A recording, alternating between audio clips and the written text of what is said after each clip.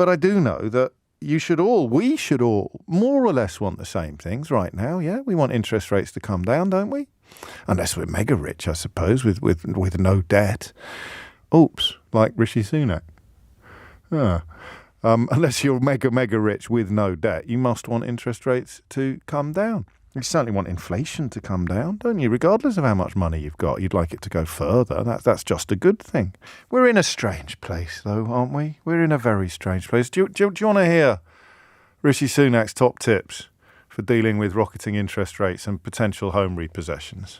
I get that this is challenging and that's going to have an impact on me in the short term, but we've got to stick to the course, and I want people to be reassured that we've got to hold our nerve, stick to the plan, and we will get through this. Okay, you know how often and how far I bend backwards in order to accommodate the possibility that he, in particular, and things in general aren't quite as awful as they currently appear. So, I mean, do you want to defend that on 0345 6060 973? Listen, I can hold my nerve because I'm on a 5-year fixed rate and there's still 3.5 years of it left to go. And what I'm currently paying on my mortgage is a tiny fraction of what I'd be paying if I had to renegotiate it tomorrow. Nerve held. Nerve held. You just found out that you're going up from 1 point something to 5 point something or whatever it may be. You've got to find another £1,200. How does holding your nerve help? Come with me this morning, because what we're doing is talking about a bunch of linked stuff in the hope that at the end of these contemplations, a fairly obvious question will drop out at the bottom. And I'm thinking at the moment of steering things back to that question of just how important it is that he hasn't got a clue what most people are going through. He hasn't got a clue what most people are living through. So he can hold his nerves, or nerve, singular. He can hold his nerve. That's his advice to him. That's his advice to himself, isn't it? Because he can look at the polls coming down, looking bad. He can look at interest rates being put up, inflation not coming down as quickly as he would have liked. He's not looking at his mortgage deal. He's looking at his political fortunes.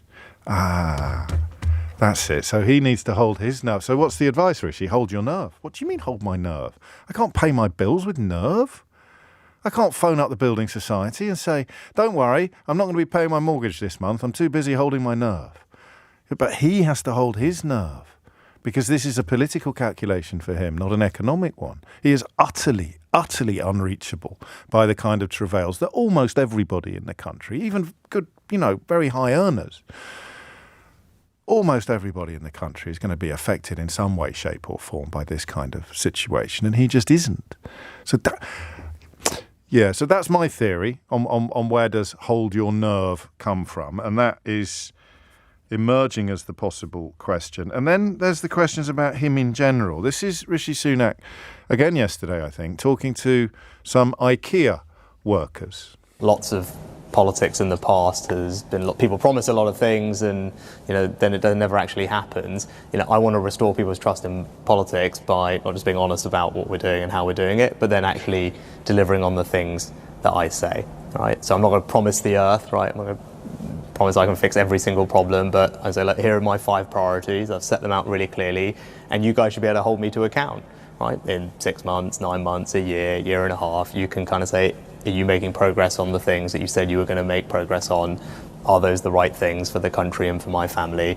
And then you can make a judgment about how I'm doing, right? But it's got to be about delivery, not just about talking. It's got to be actually doing things. Your grandmother needs to get her appointment, and someone else's grandmother, when something happens to them, that the ambulance comes on time, like these things need to feel like they're getting better, not worse, right? And that's what I'm about doing, and that's how you restore trust in politics. I'm a different type of politician. I want to change things so people do have trust, and that is about being honest with them and about delivering on the things you say.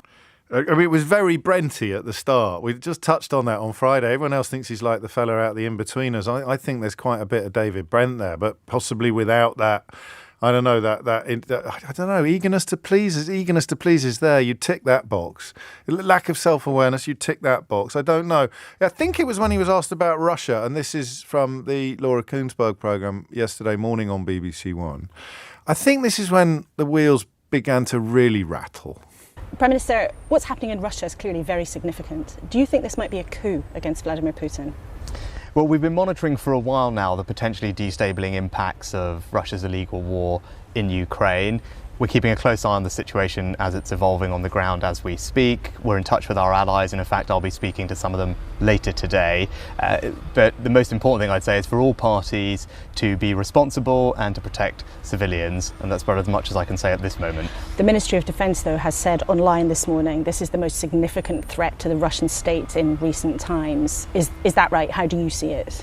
As I said, we've been monitoring for a while the potential of Russia's illegal invasion in Ukraine to be destabilising, and that's obviously you've seen the situation as it's developing. We're keeping a close eye on that. We're in touch with our allies as the situation evolves. I'll be speaking to some of them later today, and the most important thing is for all parties to behave responsibly and to protect civilian lives. When people look at this, I mean, is it good news or bad news that Vladimir Putin's being challenged? Again, it's an evolving situation, and I think the right thing at this juncture is for us to make sure that we're on top of it, that we're in touch with our allies, which we are, and I'll be speaking to them later today, and that we call on all parties to exercise responsibility and to protect civilian lives. I think that's the most important thing for us in the UK to be doing at this juncture. Have you heard from President Zelensky about what's going on yet? As I said, I'm in touch with our allies. I'll be speaking to some of them later today, as you would expect us to be coordinated on a situation like this, but it is evolving as we speak. And just last question, if there are British citizens remaining in Moscow or in Russia, for example, we know a lot of people obviously have left,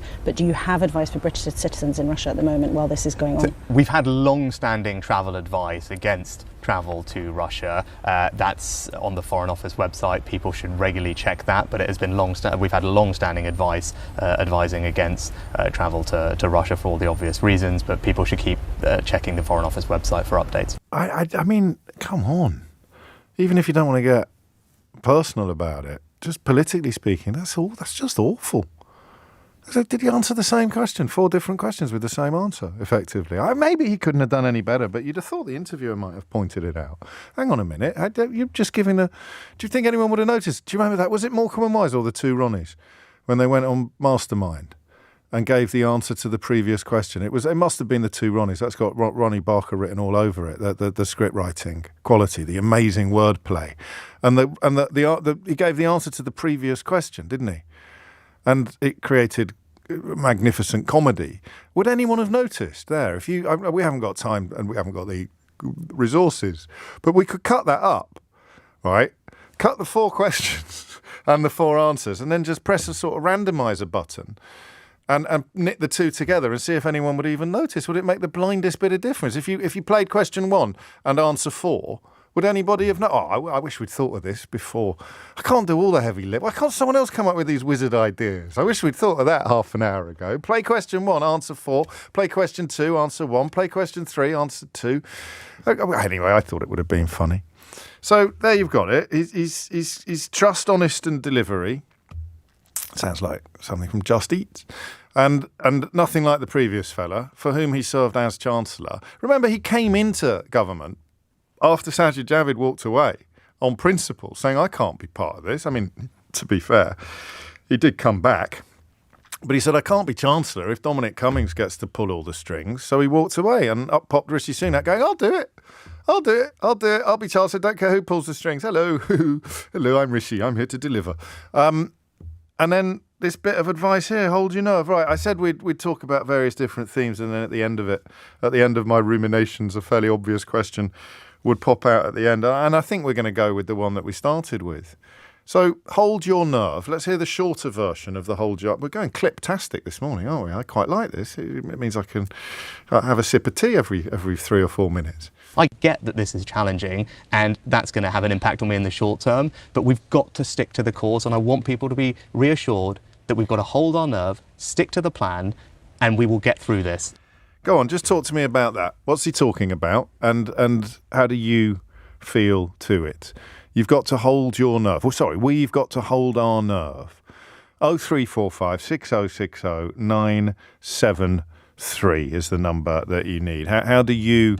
But on June the 22nd, someone put up if Rishi Sunak was a contestant on Mastermind. I've just been sent the clip of it. Someone did that. Someone's actually done a sort of a mashup or whatever the kids call it. But that's not concerning us now. Why is he saying hold our nerve? That's what I want to know. I don't want to be told to hold my nerve. I want to have clear and concise explanations of what's going on. Why is he telling us to hold our nerve?